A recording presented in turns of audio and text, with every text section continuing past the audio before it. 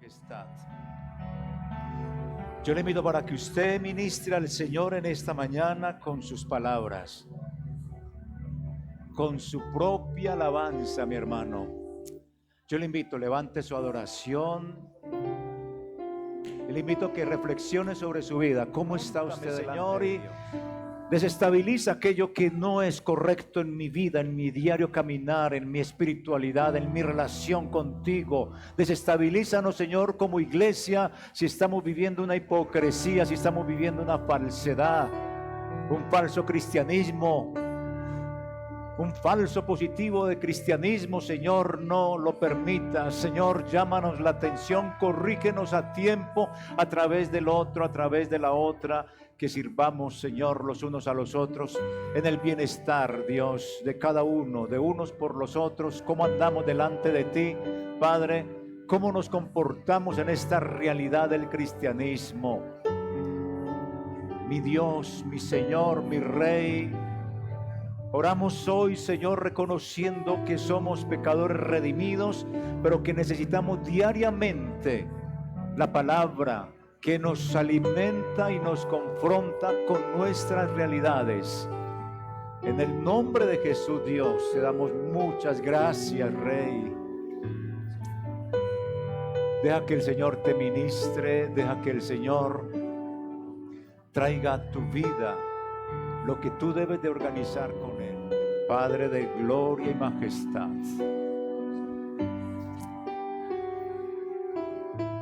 a ti sea la gloria. Gracias, Padre, porque hemos sido, si lo miramos desde nuestra mirada, la cereza del postre, porque tú diste la vida. El diablo, la maldad, el pecado nos tenía esclavizados, pero diste la vida por unos esclavos como éramos nosotros del pecado. Diste la vida para librarnos de esa esclavitud del pecado. No podemos seguir andando en la esclavitud del pecado. Somos esclavos por amor de ti, por obediencia. Señor, ministranos en esta mañana. Ministra a tu pueblo, a la iglesia en general, una iglesia santa dedicada a ti, contemplando la hermosura de tu majestad, contemplando los milagros en nuestra vida diaria, Señor. El hecho de que nos hayas sacado del mundo del pecado, Padre, es el milagro que tú haces y nadie más puede hacer.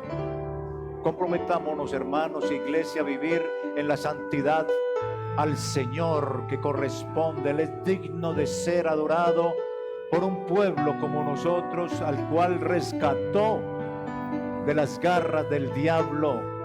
Usted es precioso, es preciosa para el Señor. Somos el objetivo del amor de Cristo, de tal manera que dio todo lo que tenía por amarnos. Nos amó desde la eternidad. Lo mínimo, vivir agradecidos en obediencia. Te pido perdón. Te pido que me limpies, Señor Rey. Límpianos como iglesia, como congregación. Límpianos, Señor, en el nombre de Jesús. Hola, te damos la bienvenida a esta transmisión originada desde el Ministerio Verdad y Vida, sede Centro, en la ciudad de Medellín, Colombia. Te invitamos a disponer de este tiempo para aprender juntos de la palabra de Dios. Prepara un espacio libre de ruidos o distracciones. Ten disponible tu Biblia, libreta de apuntes, lapicero y tu mejor actitud. Y no olvides compartir esta transmisión para que el mensaje llegue a muchas personas.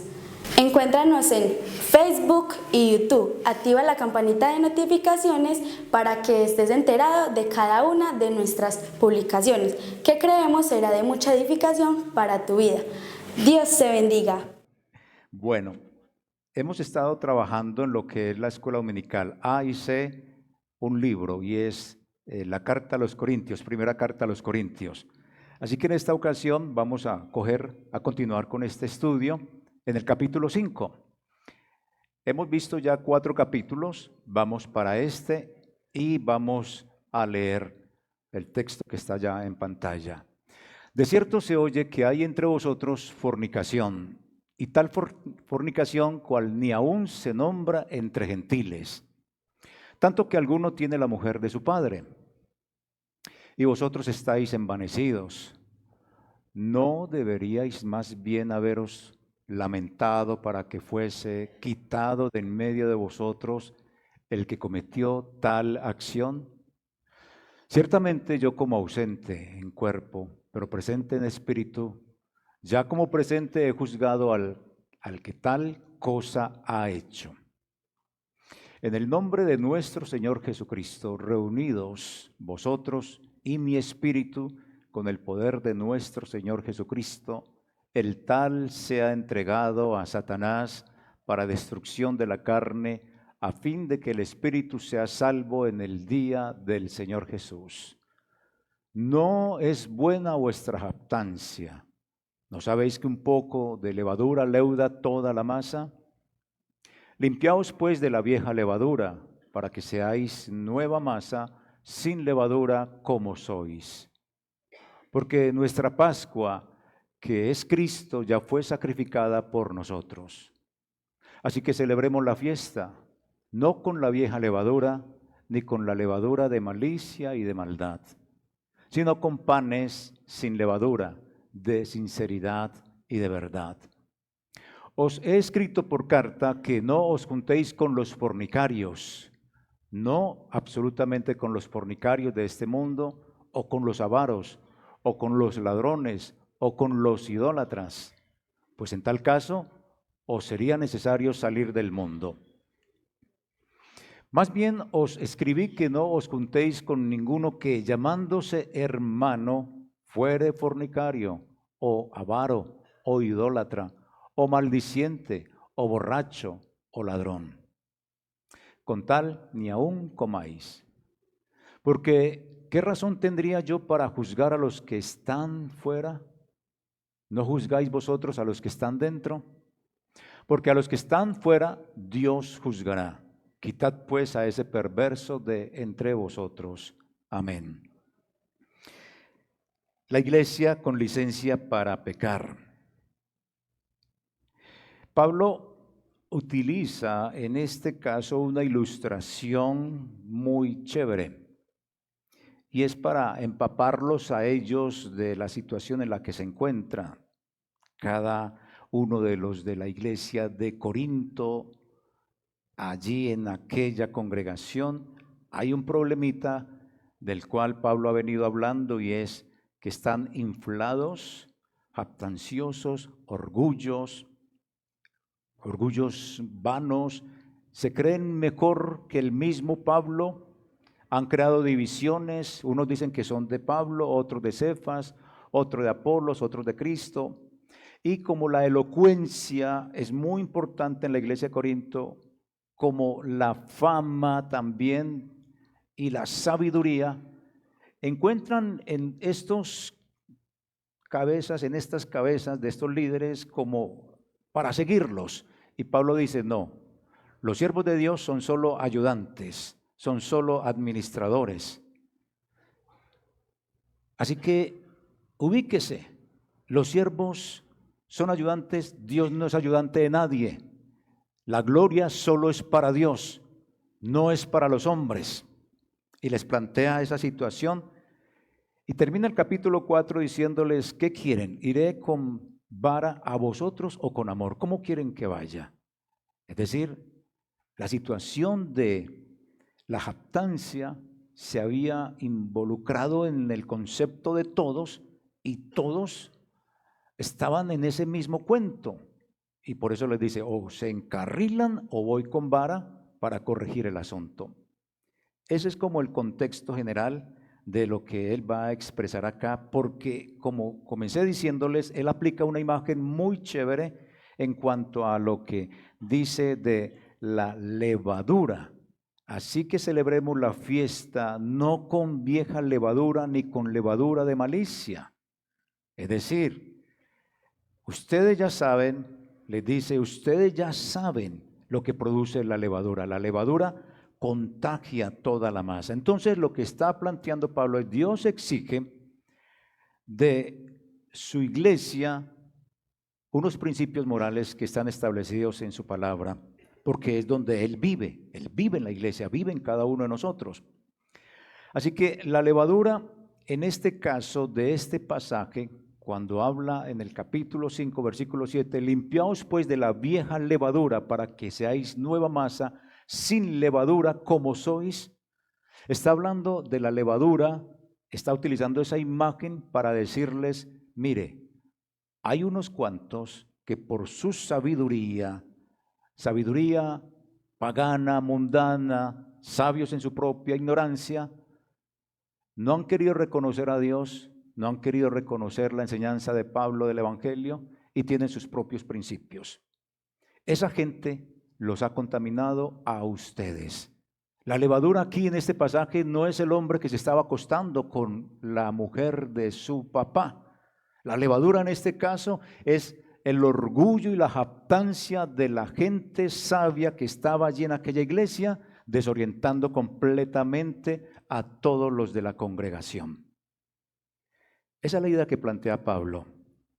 Ahora, para nosotros que estamos en este siglo, ¿qué es? ¿Qué plantea Pablo?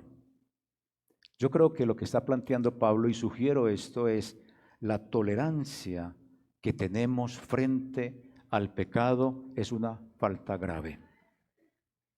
Esa es la levadura que tiene la iglesia en la actualidad.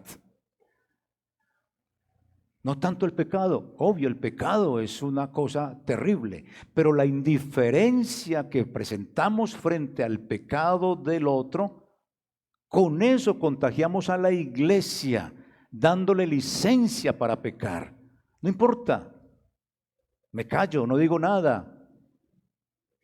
Eso es dar licencia para pecar. Esa es la levadura de la iglesia en la actualidad. Y como iglesia, hermanos amados, debemos preocuparnos cómo corregir al que está en pecado.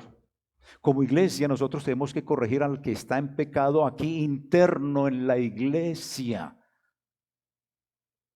¿Por qué? Porque Dios se encargará de los pecados de los que están allá afuera.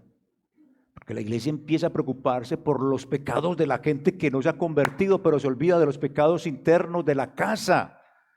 Ese es el bendito problema.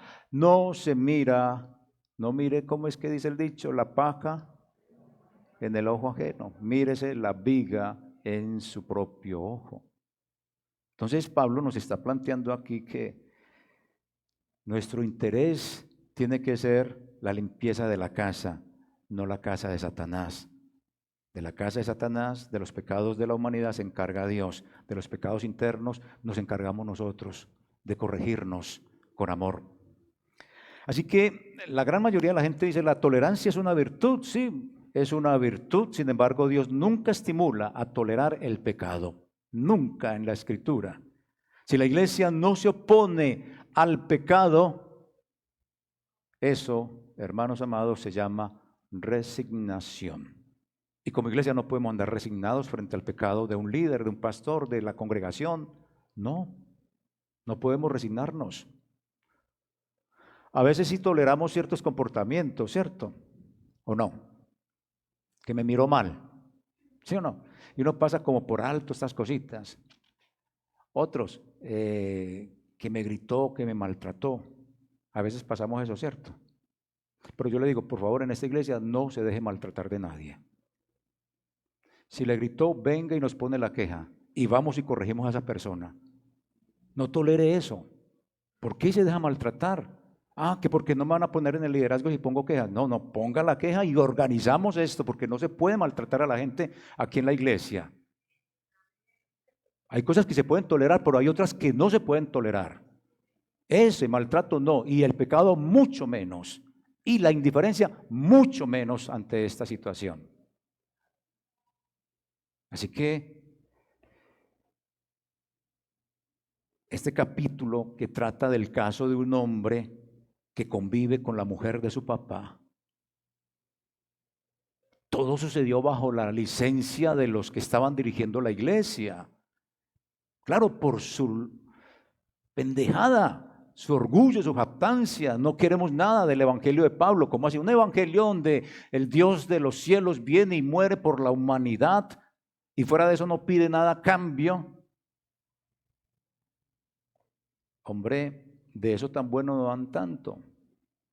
Y ponían su sabiduría, entonces su sabiduría los estaba llevando a la licencia para pecar, como era ese caso tan terrible del incesto que estaba dándose en esa congregación. Así que la levadura era la arrogancia de los sabios que ya había contaminado a la iglesia. Es más, Pablo dice en el capítulo 5, versículo 1, de cierto se oye que hay entre vosotros fornicación. La iglesia ya estaba contaminada porque estos sabios que dirigían la iglesia estaban bajo sus propios principios morales y no los de Dios. Así que ese era un problema donde estaban tolerando el pecado. Y tolerar el pecado quiere decir que hace falta amor, hay escasez de amor. ¿Por qué? Porque cuando hay pecado en la iglesia se debe corregir con amor. Si no se corrige, se destruye. Dígame usted, papá y mamá, si usted cuando corrige a su hijo, lo corrige, ¿con qué sentimiento lo corrige cuando usted ve que está haciendo un daño del cual usted ya le había advertido y todo el cuento y lo cogió así de imprevisto? ¿Usted cómo lo corrige? ¿Con el sentimiento del amor o de la rabia en ese momento? Porque hay unos y unas que golpean y corrigen, pero con rabia en ese momento. Eso es dañar, destruir. No corrige bien, pero si usted toma control de su emoción y con amor corrige, el asunto va a ser distinto. Yo no soy papá, pero yo creo que eso debe ser así. Con odio, con rabia, con ese sentimiento que tiene en ese instante cuando usted castiga, quizá puede ser malo, pero si usted castiga, corrige con amor, el asunto va a ser distinto. En esta iglesia, como Pablo está planteando, casi que desde el comienzo y lo desarrolla en el capítulo 13 y 14, era una iglesia que tenía de todo, tenía todo lo que quisiera, todos los dones espirituales, todas las bendiciones del Señor, la prosperidad económica, los pastores, Pablo, Cefas, Apolos, gente muy importante, y todos los dones de Dios, pero también tenía todos los pecados. Dos hombres que compartían la misma mujer, y era incesto, era la madrastra, era la mujer de su papá. Pero también tenía la escasez del amor. Pablo dice, usted puede tener todo, pero si le falta el amor, es como ¿qué? Es como cuando uno pone a sonar dos tapas así duras en la cocina. Eso es estridente, retiñe los oídos. Eso no funciona. Así que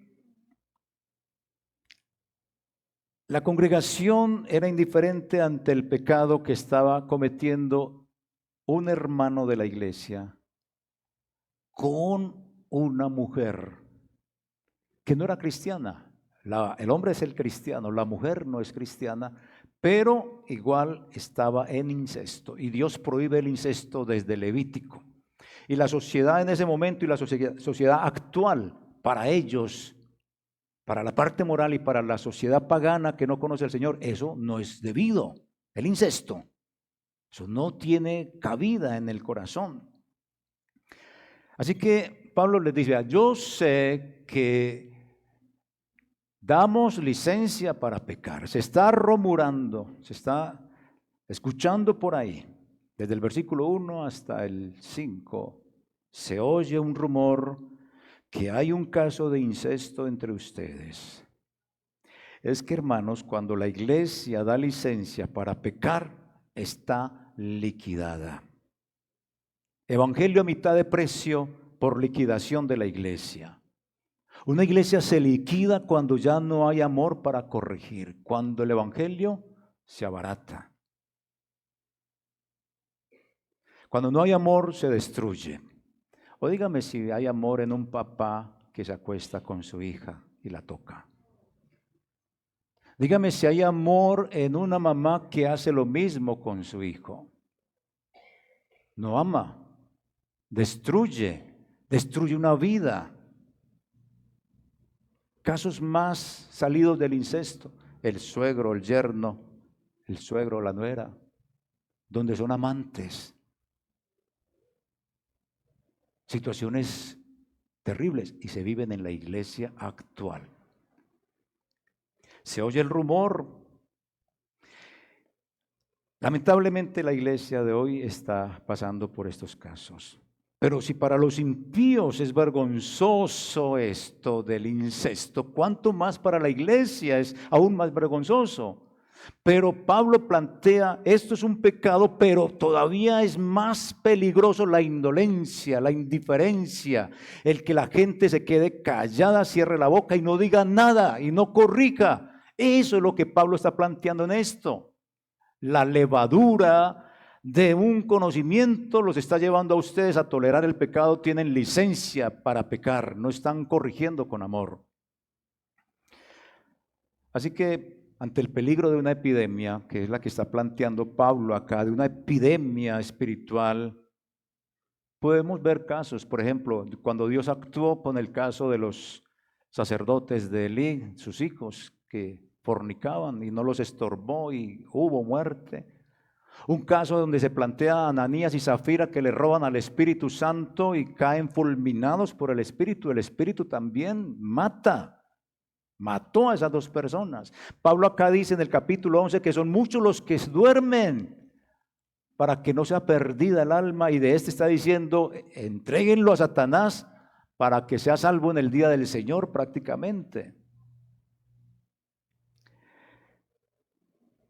Ante esta epidemia, entonces, Pablo concluye lo que es curativo y concluye lo que es reparador. ¿Y qué es lo que él concluye desde el inicio? Comienza diciendo, el tal sea entregado a Satanás para destrucción de la carne. Y cuando se habla para la destrucción de la carne, se está hablando del componente del ser humano como tal, no de un cuerpo y un alma distinta, sino del ser como tal, comunidad que todavía, aun siendo cristiano, sigue la dirección del mundo en oposición a Dios y no le interesa nada de Dios. Pablo dice a Timoteo, entregó a 2 creyentes a Satanás para que aprendan a no blasfemar. Esa era como una cuestión que Pablo hacía mucho. Parece que fuera un dicho, no tenemos certeza sobre el asunto, pero los que él entrega allí en la carta a Timoteo, a Satanás, no mueren. Y este tipo de esta carta, en la segunda carta a los Corintios, parece que ya se había arrepentido, porque hay alusión a esta situación del dolor que esto produjo a Pablo, y parece ser que el hombre se arrepintió, valió que lo expulsaran de la iglesia. Entonces, este proceso curativo y reparador, entréguelo a Satanás, no tiene un consenso en términos generales dentro del contexto de los eruditos ni nada de eso, pero son 3 posiciones. Dice uno que entregar a Satanás a este hombre puede ser que, 1, orar pidiendo que Satanás lo aflija; 2, orar pidiendo que muera; y 3, que sea excomulgado de la iglesia, es decir, echado, para que quede en las esferas de Satanás, donde no tiene la protección de la iglesia, donde no tiene a nadie que le esté ayudando. Parece ser muy dura, pero esa es la definición que Pablo entrega acerca de este hombre. En otras palabras, esa persona, si estaba liderando en la iglesia, queda sin licencia para seguir prestando sus servicios en la iglesia local. Y quizá esa condición de estar alejado de ese servicio, como puede suceder en la actualidad con cualquier persona, con un pastor, con un líder, con alguien que está al frente de algo en los asuntos espirituales, puede estar en esa condición. ¿Qué pretendía Pablo con eso? Hacerle sentir a esa persona como es en la actualidad, hacerle sentir el remordimiento, de manera que pueda regresar a la iglesia y que lo mueva a arreglar su vida con el Señor. El hecho de estar alejado de su trabajo, una función que cumplía, lo hace sentir en un momento dado en esa condición y reflexiona. Pero también puede ser una persona que piense, ¿quién me necesita ya? ¿Qué importa? ¿Quién los necesita? Nadie se preocupa por mí. De todos modos son iguales de pecadores, igual que yo. Se pasan la vida haciendo lo que les da la gana y nadie les dice nada. No los necesito. Puede ser que diga esa persona así. Pero lo que sí tenemos que hacer como iglesia es obedecer sin importar la reacción de la persona afectada. ¿Por qué? Porque Él es el único. Él es el único responsable de su conducta, no la iglesia. Y la está afectando. Y quizás ya hacia la parte final de la vida, él pueda entender que la disciplina le dolió más fue al que la impuso que el que la recibió, porque la disciplina corrige. La disciplina lo saca uno del error, saca a la gente del pecado en la disciplina de la iglesia. Así que como iglesia, todos nosotros tenemos la gran responsabilidad de limpiarla. Pero hay una cosa, no podemos tomar esa corrección hacia alguien si antes no hemos resuelto el asunto más crítico que tenemos. Ya se los dije, ¿cuál es el asunto más crítico que tenemos? La falta de amor. La falta de amor para corregir. Cuando se disciplina hay amor. Si no hay disciplina, hay destrucción. Si no hay corrección, hay destrucción. Así lo dice Hebreos. La disciplina al momento puede ser considerada injusta, dolorosa, pero a la final la disciplina, cuando usted corrige a su hijo, a su hija, cuando usted corrige a su pareja, cuando corrige al hermano, a la hermana, cuando corrige al pastor, cuando nos corregimos, mejoramos. O dígame si no. Si uno es cristiano tiene que reconocer y pedir perdón y arrepentirse delante de Dios y de la persona, porque está siendo corregido y amonestado. Esta es una iglesia que no es indolente, que corrige con amor, que no cierra la boca, que no diga nada. No, ¿cómo así que no diga nada? Dígalo. Acérquese a la persona que usted vio pecando en el momento, en el inicio, hable a solas con él, reconvéngalo, oriéntelo y mire. Y si no, entonces llame a otros ancianos y diga. Y si no, entonces ya se toman unas medidas distintas de exponer por qué no va a estar en el liderazgo, por qué está en estas condiciones, por qué no quiere obedecer, sigue pecando, está haciendo cosas indebidas y está contaminando a la iglesia. Entonces debemos de sentirnos tristes, sí, de todos los pecados, sea la mentira como el incesto. ¿Sí o no? ¿Usted no cree?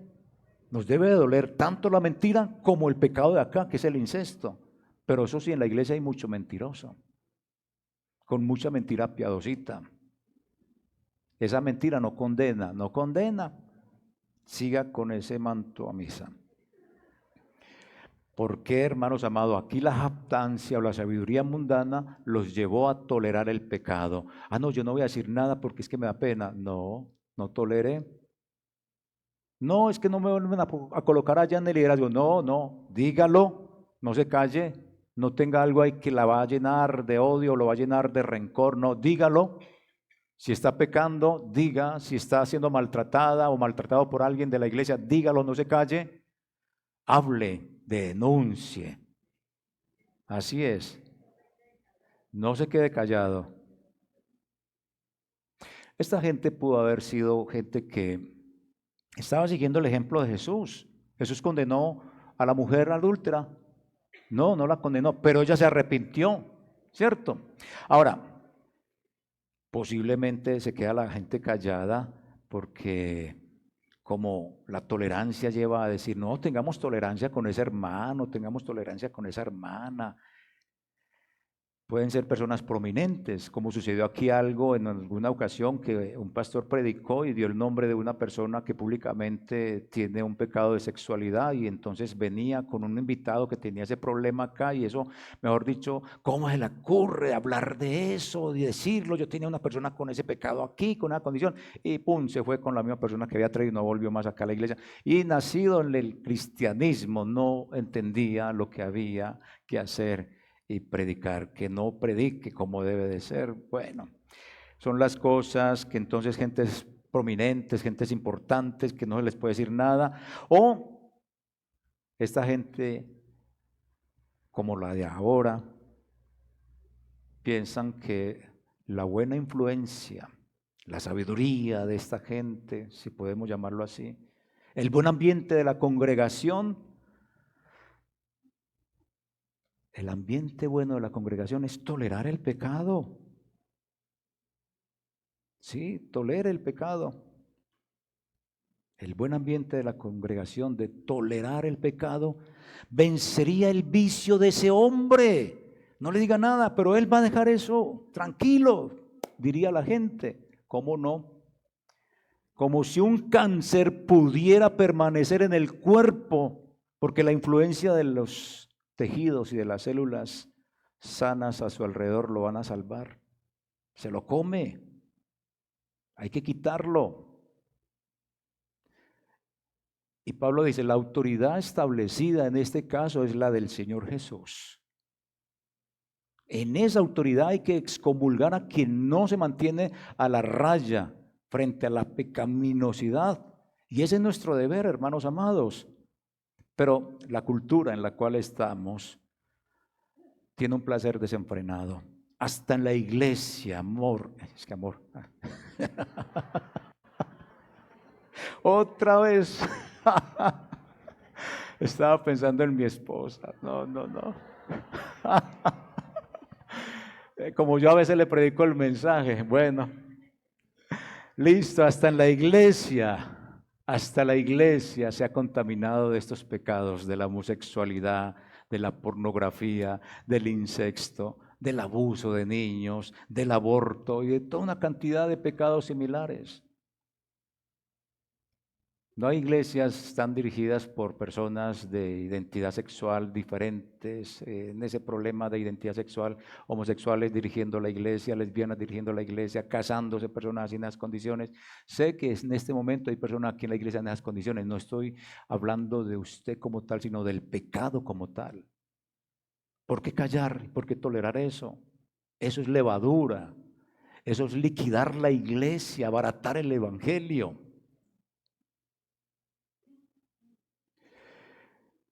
La tarea de la iglesia no solo es predicarle al mundo para que se acerque a Dios, es peor todavía, es corregir los pecados internos de la iglesia. Esa sí que es la problemática, corregir los pecados internos de la iglesia. Por eso Pablo le dice allí, en el capítulo 5, versículo 13, porque a los que están fuera, Dios los juzgará, punto, ya no se reviente la cabeza pensando en los de allá que no se han convertido. No, conviértase usted primero. Esa es la situación que está planteando. Pero a ese tipo expúlsenlo de la iglesia, tome medidas. Eso es lo que tenemos que hacer. El pecador interno, hermanos amados, el pecador de la iglesia se cree cristiano, pero vive como pagano, actúa impunemente y lo peor es que nadie intenta frenarlo. Y eso afecta a otros porque los anima ¿a qué? A contaminarse de lo mismo. Ser tolerantes con el pecado interno es la peor desgracia que nos puede pasar en la iglesia. A Pablo le preocupa el pecado, pero como les dije, también la indiferencia de la iglesia ante la tolerancia del acto pecaminoso que se estaba cometiendo allá. Y reitero, como iglesia, en este pasaje, Pablo nos dice, mire, preocúpese por los pecados de su casa, suyos, de los miembros. No se preocupe por los pecados de afuera. La casa de afuera, la de Satanás, la limpia Dios. Limpie esta casa, limpie su relación con Dios, limpie su relación con su esposa, con su esposo, con los que se relaciona. ¿Cómo los trata? ¿Los maltrata? ¿Les da amor? ¿Los orienta? ¿Los corrige? ¿Se deja corregir? Es eso, limpiémonos nosotros, miremos nuestra casa. A Pablo le preocupaba eso. Tenemos entonces a veces que tolerar ciertas cositas que no sean pecaminosas, pero también la falta del respeto tampoco se puede tolerar. Ahora, tampoco es que ataquemos a las personas que han caído en pecado para hacerlas sufrir o para humillarlas, no. Más bien es buscar la forma de reanimarlas a que sigan en el Evangelio, que se encaucen nuevamente. Alguien dijo lo siguiente acerca de la disciplina. La disciplina en la iglesia no es que tengamos un grupo de policías persiguiendo al criminal evangélico porque mintió, porque cayó en fornicación, porque robó, porque habló más del pastor. No, es un grupo de hermanos que lamentablemente, que lamentan allí la pérdida de un miembro de la familia y busca que regrese a la iglesia. Eso es restaurar, eso es recuperar. Ahora, esta levadura es como una epidemia, eso afecta inmediatamente. Nos afecta la epidemia, versículo 6 hasta el 8. No es buena vuestra jactancia. La jactancia es la levadura. La jactancia para nosotros es la indiferencia frente al pecado y no confrontar a la persona que está en esa situación. Esa es la levadura. ¿Usted le echa levadura a su vida? Piénselo. ¿Usted le ha echado levadura a la vida suya espiritual en relación a la indiferencia con el pecado de alguien que está cometiéndolo y prefiere cerrar la boca y no decir nada? Y dice, en boca cerrada no entra mosco. ¿Es así? Ese es el pecado que Pablo está diciendo, no vuelva a cometer la indiferencia. Corrija con amor. Esa es una epidemia que afecta a la iglesia y contra eso la vacuna es el amor. Corrija con amor, pero no se quede callado frente al pecado de cualquier líder, del pastor, del que sea. Háblele, llámelo y tráigalo a que confronte la realidad de su vida. La levadura es como una epidemia, nos contagia. Pero la soberbia de todos los creyentes de esa iglesia era la levadura. ¿Será que también es la levadura de acá? Sí, ¿usted ha comido esa levadura? A veces. ¿Hemos tomado esa levadura, sí o no? Preferimos callar y no corregir y vemos después esas vidas destruidas.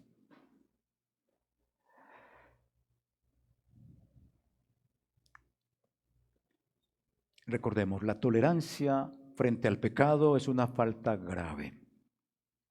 La tolerancia en nuestra iglesia es la levadura que nos contagia como iglesia, dándonos licencia para pecar. Como iglesia, recomienda Pablo, debemos preocuparnos por los pecados internos, ya que Dios se encargará de los pecados de las personas de afuera. El sacrificio de Jesús, como lo plantea aquí la Escritura, no pretende hacernos libres para pecar, no. Como estaba pensando esa gente allá, como piensa mucha gente acá. Lo que hace la muerte de Cristo es librarnos de la esclavitud del pecado, pero nunca nos da licencia para pecar. No, no nos da licencia para pecar. El perfil que muestra Pablo acá del creyente que todavía es un creyente que es como convencido, no es creyente.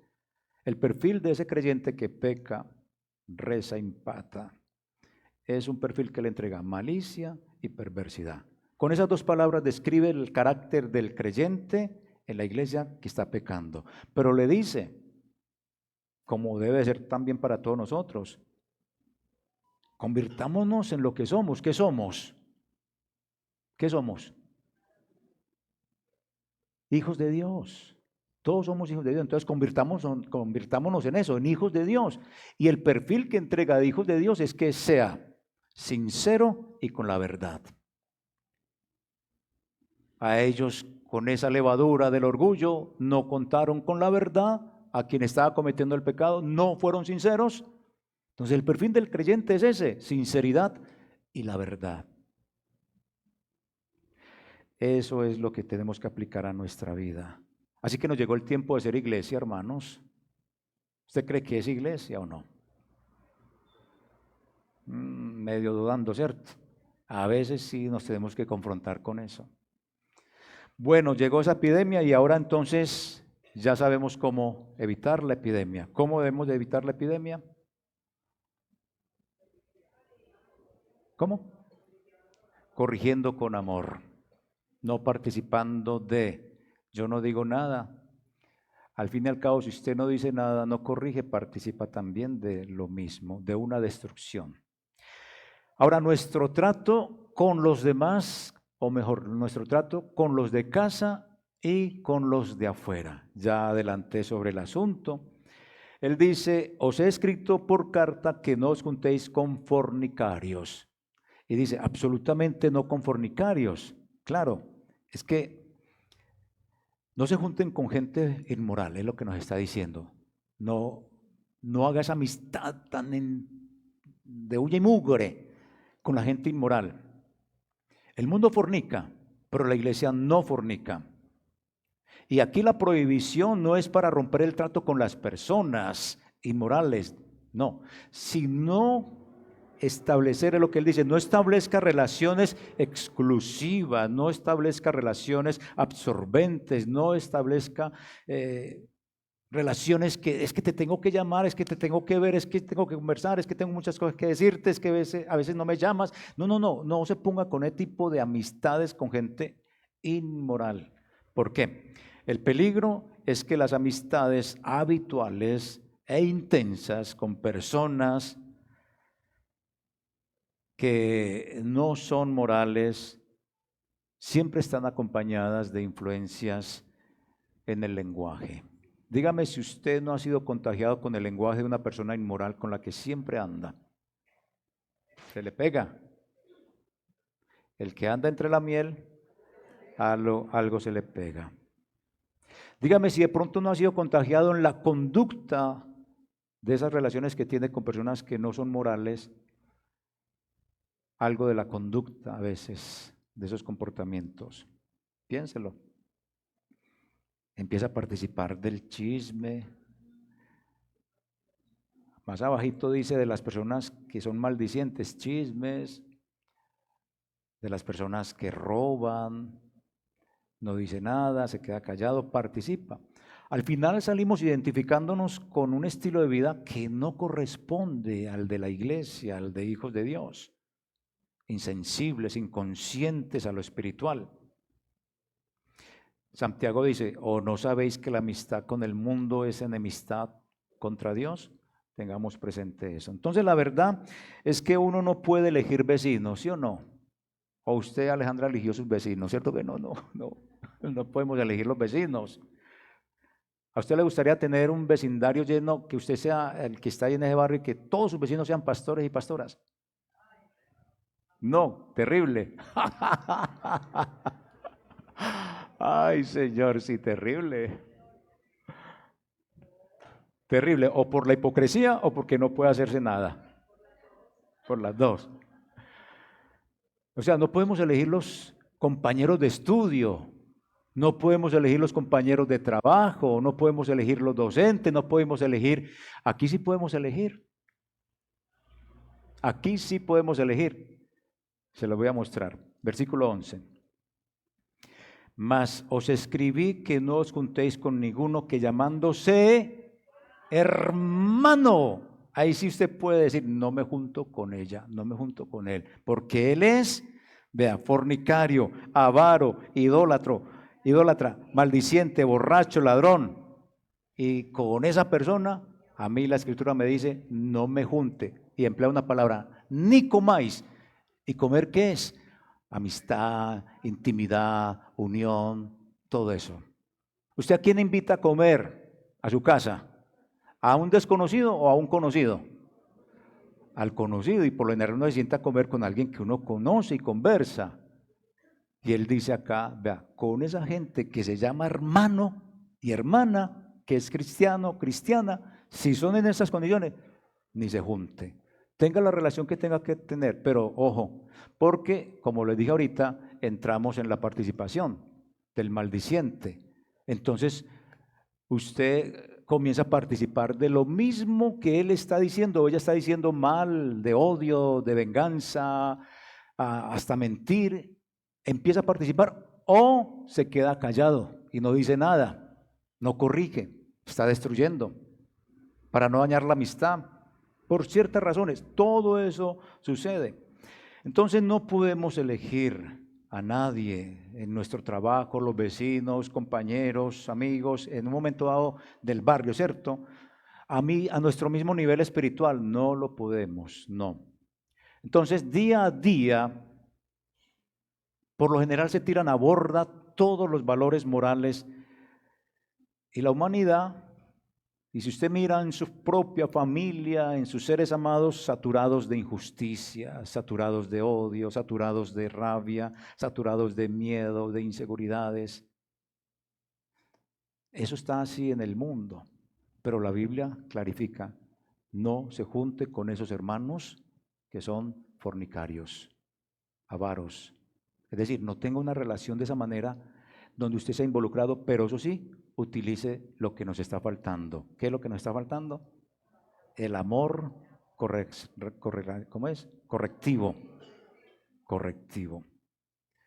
Es algo parecido a lo que Jesús dijo. Estamos en el mundo, pero no somos del mundo. Pero en la iglesia cristiana hay gente que parece que viviera en la luna, en Marte.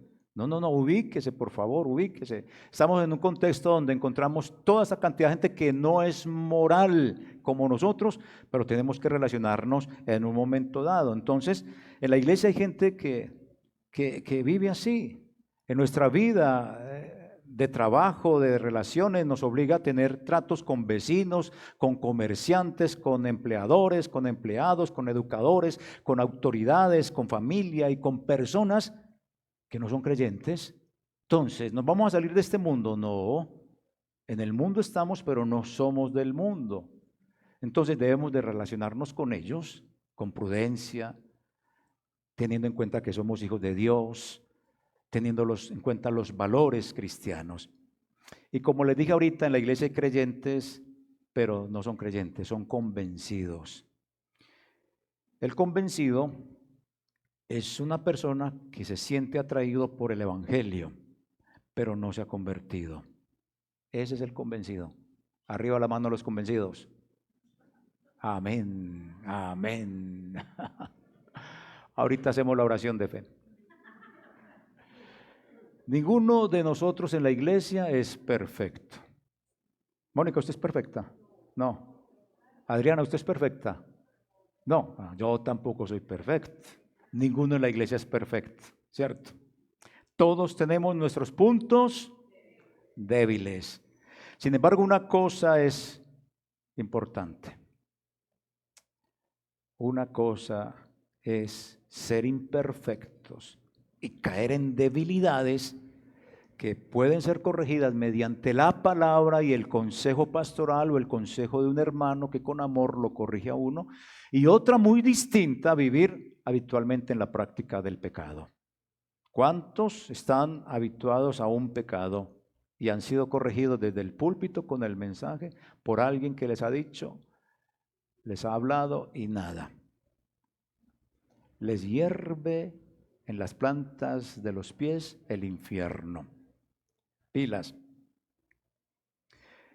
Entonces, nos sigue diciendo que cuando ya nos habla acá a mí me llama mucho la atención de esto de versículo 12, ¿por qué?